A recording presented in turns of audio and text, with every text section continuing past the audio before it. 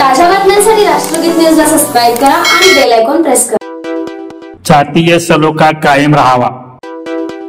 इचलकरंजी व परिसरातील मुस्लिम बांधवांनी शनिवारी पवित्र बकरी ईद मोठ्या उत्साहात साजरी केली। स्टेशन रोडवरील ईदगाह मैदान येथे सकाळी सामूहिक नमाज पठण करण्यासाठी मोठ्या संख्येने समाज बांधव जमले होते। यावेळी जागतिक शांततेसह देशातील एकता व अखंडता तसेच जातीय सलोखा कायम राहून येणारी सर्व संकटे दूर व्हावीत यासाठी दुआ पठण करण्यात आले।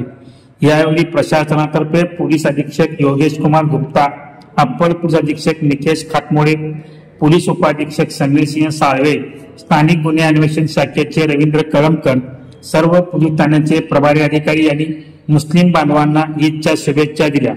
मुफ्ती युसुफ मोमीन यांनी बयान पठण तर नमाज पठण विक्रमनगर मस्जिदचे हाफिज हुजेफा इलियास मुल्ला यांनी केले।